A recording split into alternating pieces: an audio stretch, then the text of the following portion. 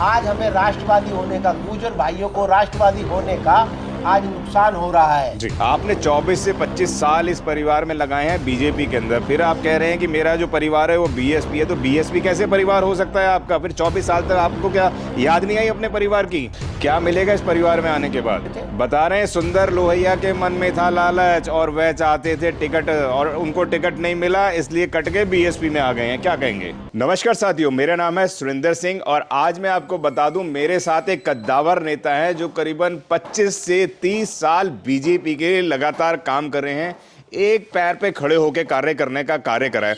और अब देखेंगे आप बसपा का पटका पहना हुआ, यानी बसपा सुप्रीमो बहन कुमारी मायावती बीएसपी का पटका पहने हुए हैं। आखिरकार क्यों पहने हुए हैं, क्या उद्देश्य है?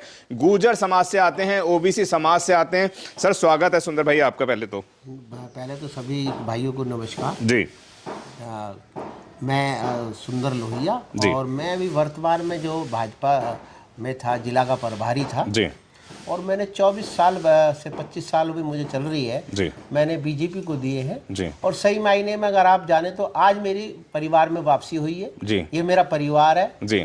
बीएसपी हमारे परिवार है। जी। हमको अगर कुछ मिला है तो इस समाज को अगर ज़्यादा दिया है तो बहन मायावती जी ने ही दिया है। जी, आपने 24 से 25 साल इस परिवार में लगाए हैं बीजेपी के अंदर, फिर आप कह रहे हैं कि मेरा जो परिवार है वो बीएसपी है, तो बीएसपी कैसे परिवार हो सकता है आपका? फिर 24 साल तक आपको क्या याद नहीं आई अपने परिवार की? देखिए, हम शुरू से जो जुड़े हुए थे वो भाजपा से जुड़े हुए थे जी। तो हम परिवार, ये नहीं है कि वो परिवार वो भी परिवार था। ये परिवार जो है जो हमारे हकों के लिए लड़ाई लड़ता है, ये वो परिवार है। जी। जी। क्या मिलेगा इस परिवार में आने के बाद? देखिए, हमें तो वहां पर भी कुछ नहीं चाहिए था। जी। हम मान सम्मान के लिए आए, मान सम्मान की राजनीति करने के लिए आए हैं। मान सम्मान ही चाहिए होता है। जी। किसी आदमी को कोई वैसी चीजें नहीं चाहिए होती, पद का और टिकट का लालच होता जी। तो हम पहले भी कर सकते थे इस चीजों को। बहुत सारी पार्टियों से लुभावने ऑफर भी आए थे। जी। हम पहले भी कर सकते थे। बता रहे हैं सुंदर लोहिया के मन में था लालच और वह चाहते थे टिकट, और उनको टिकट नहीं मिला, इसलिए कट के बीएसपी में आ गए हैं। क्या कहेंगे? देखिए जी, टिकट का अगर लालच होता तो हम पहले भी जा सकते थे। जी। पहले भी आ सकते थे, हम जा सकते थे, पहले भी आ सकते थे। इस परिवार में हम वापसी कर सकते थे। जी। ये तो इसका यहाँ पर तो दरबार खुले हुए थे हमारे लिए। जी। अगर हमें टिकट का ही लोभन होता तो बहुत सारी और पार्टियां थी, उनमें जा सकते थे। जी। हमें टिकट का कोई लोभन है। देखो, आज हम पता क्या है जी, हम राष्ट्रवादी होने का नुकसान उठा रहे हैं। जी। हमारा जो गुर्जर भाई है वो राष्ट्रवादी है। जी। उसकी राष्ट्रवादी सोच का आज हमें उस सोच का नुकसान हो रहा है। जी। क्योंकि हम राष्ट्र के बारे में पहले सोचते हैं, बाद में किसी और चीज के बारे में सोचते हैं। बिल्कुल। हम अपनी चीजों के बारे में नहीं सोचते, हम राष्ट्र के लिए पहले सोचते हैं। जी। क्योंकि हम राष्ट्रवादी लोग हैं, इसलिए हम राष्ट्र के बारे में सोचते हैं। उसका आज हमें भुगतान भुगतना पड़ रहा है। जी। बीजेपी में कौन से पद पे थे वह बताएं, और कौन कौन से संगठन बताया जाता है कि आरडब्ल्यूए के भी आप यहाँ पे कुछ बड़े पदाधिकारी रहे हैं, और कौन से पदों पे आपने कार्य करा है वह बताएं। अभी मैं जिले का प्रभारी था किसान मोर्चे का। जी।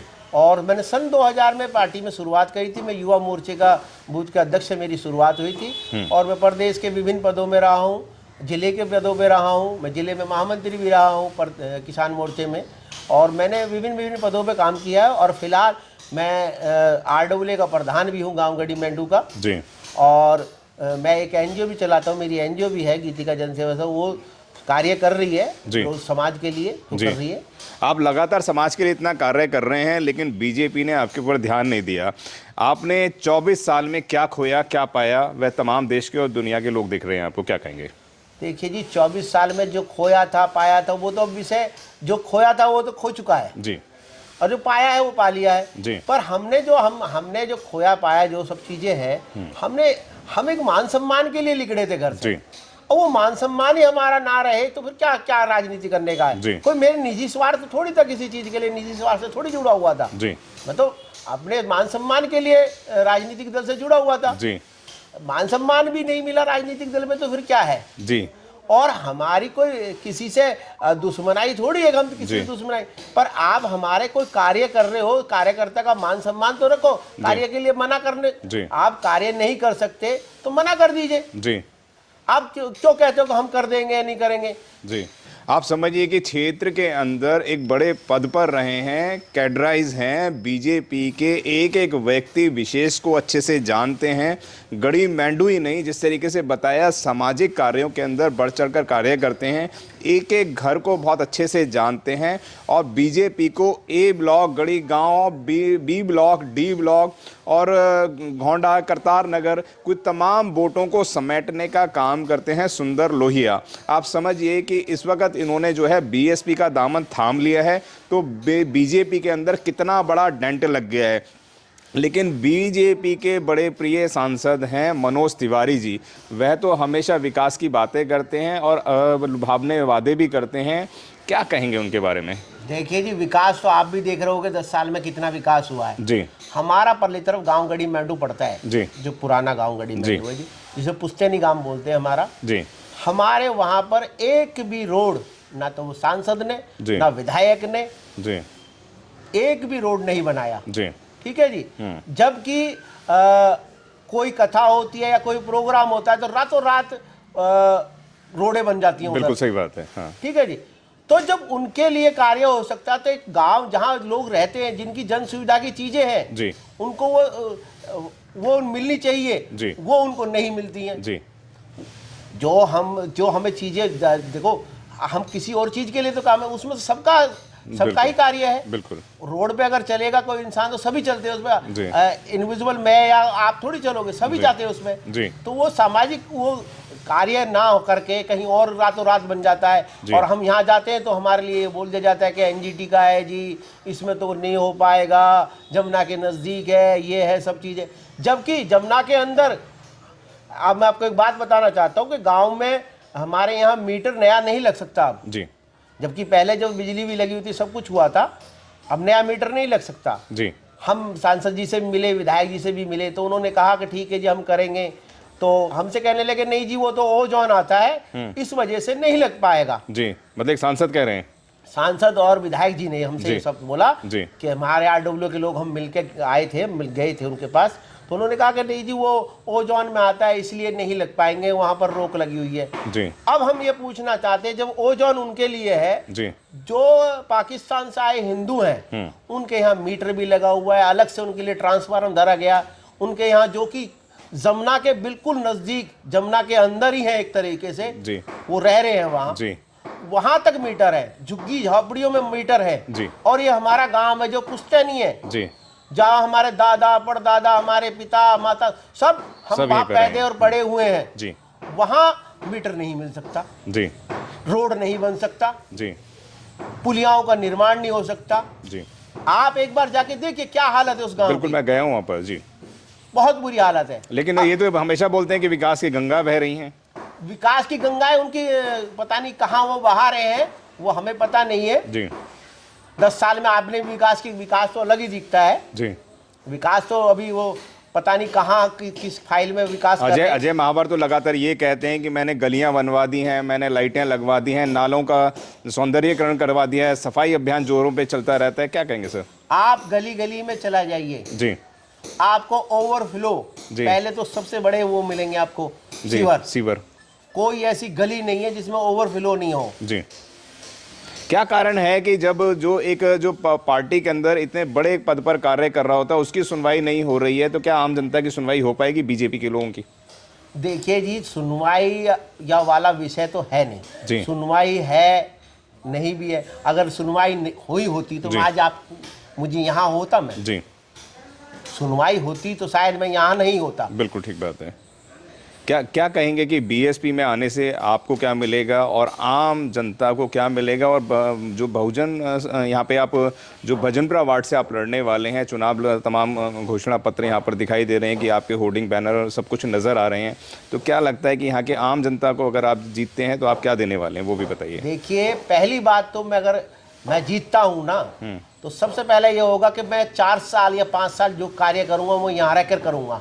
अजय महावर जी की तरह नहीं कि उत्तराखंड चले गए, हिमाचल चले गए, मुंबई चले गए, महाराष्ट्र में घूम रहे हैं, कहीं गोवा कहीं घूम रहे हैं, कहीं बाहर चले गए, फिर 4 साल तक दिखते नहीं है, फिर जब 1 साल रह जाता है चुनाव का तो जब भगते हैं। एक हमारे यहाँ गांव में पंचायत घर है, जिसको बहुत पुरानी की पंचायत घर है, जिसको हम, जिसमें पहले वो भी था अपना पहचान पत्र ऑफिस भी था, बिल्कुल, वो पिछले 2 साल से यूं ही पड़ा हुआ है जी। जाके देखिए उसे पिलर खड़े हुए, उसको बना नहीं पाए अजय महावर जी जी। कहाँ है विकास जी, कहाँ पर है विकास? ये रोड जो है, ये रोड तो इसलिए बन गए, हमारे जो गड़ी मेंढू के हैं, वो केजरीवाल जी ने फंड निकाल रखा था गांव के लिए जी, वो मिला है जी। अगर वो फंड नहीं होता तो शायद गांव के रोड भी नहीं बनते। तो क्या सफल नेता है, या क्या कहना चाहेंगे अजय महावर जी के लिए? देखो जी, वो सफल कागजों में है जी, जमीन पे सफल नहीं है। और अपने आप में वो कुछ भी कहे जाए जी। देखो जी, विकास तो दिखता है जी, जनता को दिखता है विकास जी। आपका मन एकदम से बसपा में आने को क्यों करा? बसपा में ऐसा क्या नज़र आया कि मैं बसपा ज्वाइन करता हूं? आपके पास तमाम ऑप्शन है, आपको कांग्रेस भी टिकट देती, आपको आम आदमी भी सर पे बैठाती, लेकिन आपने सिर्फ बीएसपी का दामन ही क्यों थामा?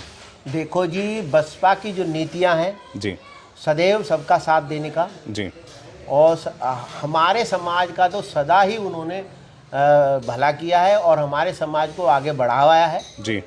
ये बहन मायावती जी ने ही बढ़ाया है जी। और मुझे लगता है कहीं अगर कोई हितों की रक्षा कर सकती तो वो ये पार्टी है जी। क्या लगता है क्षेत्र का जितना गुर्जर समाज है उस पर आप बहुत अच्छी पकड़ रखते हैं, कद्दावर नेता हैं, गढ़ी गांव के एक प्रतिष्ठित व्यक्ति हैं और भजनपुरे के बड़े लाडले भी हैं आप, तो क्या लगता है कि जो गुर्जर समाज है वह आपके साथ कितना आने वाला है अब? देखिए, मेरा समाज मेरा साथ खड़ा है, कंधे से कंधे मिलाकर खड़ा हुआ है जी। उन्होंने कहा कि आप आगे बढ़ो, हम आपके साथ खड़े हुए हैं जी। और मुझे पता है कि मेरा समाज मेरे से बाहर नहीं जाएगा जी। मेरे मित्रगण जो है वो सब मेरे साथ खड़े हुए हैं जी। और सबने ये बोला है कि आप चलो, हम आपके साथ खड़े हैं जी। वो 1 और 11 का काम करेंगे जी। देखिए, आप आने दीजिए समय, देखिए दिखाई देगा आपको। तो क्षेत्र के अंदर अजय महावर कहाँ नजर आएंगे? अजय महावर जी को पता लग जाएगा कि उन्होंने कितना विकास किया है, कितना विकास हुआ है जी। अब आप समझिए कि सुंदर लोहिया जी का कहना है कि क्षेत्र की जनता है, ये पब्लिक है, सब जानती है और इस वक्त विकास की बात जो उन्होंने पेपरों में करी है, सड़क का कोई निर्माण नहीं है, कागजों के अंदर निर्माण करा है, नालियां भरी हुई हैं, सीवर चिल्ला के बोल रहे हैं कि अजय महावर जी आके हमें सुन लीजिए, लेकिन उनकी कोई सुनवाई नहीं कर रहा है। और क्षेत्र की जनता ने इसलिए अब बदलाव का मन बना लिया है और सुंदर लोहिया जी ने भी कि उनकी जो पार्टी की गतिविधियां हैं, कार्य ना करने की वजह से उन्होंने इस वक्त बीजेपी को छोड़ा है कि क्षेत्र के लिए वो काम करना चाहते थे। वह यहाँ पर एक रोड निकलवाना चाहते थे, एलिमेंट्री रोड से यहाँ पे जो है बागपत जो रोड है वही वाला रोड था सर? हाँ जी, हाँ है ना, उस रोड से यहाँ पे एक रोड बनवाना चाहते थे क्षेत्र के लिए, ताकि यहाँ पे जाम ना लगे। और आप देखेंगे 5वां पुस्ता हो, जितने भी पुस्ते हैं, कोई भी किसी का भी निर्माण ढंग से नहीं हुआ, सलीके से नहीं हुआ। ये नेशनल हाईवे का प्रोजेक्ट है जिसके अंदर कोई ना कोई एक अच्छा रोड दिया जा सकता था, सर्विस लेन नीचे दी जा सकती थी, पर ऐसा कोई विकास का कार्य नज़र नहीं आ रहा है। आगामी चुनाव बहुत नज़दीक है, देखना ये है। एक बात आपसे और कहना चाहूँगा कि अभी इन्होंने क्या किया है कि पहले हमारा क्या था कि जो हमारे बड़े समाज को बोलना चाहूँगा, आपके चैनल के माध्यम से एक समाज को मैसेज देना चाहता हूँ कि अभी खड़े हो, नहीं खड़े हुए तो कभी नहीं खड़े हो पाओगे जी। आज उन्होंने हमारे साथ जो किया है, हमारे यहाँ किसी को भी विधानसभा का टिकट ना दे के उत्तरी पूर्वी में जी। ये बहुत बड़ी कहते हैं ना कि हमारे साथ हमारे मान सम्मान का और हमारे समाज का जो उन्होंने अनादर किया है जी। उसका जवाब उनको अब पता लग जाएगा और पड़ जाएगा।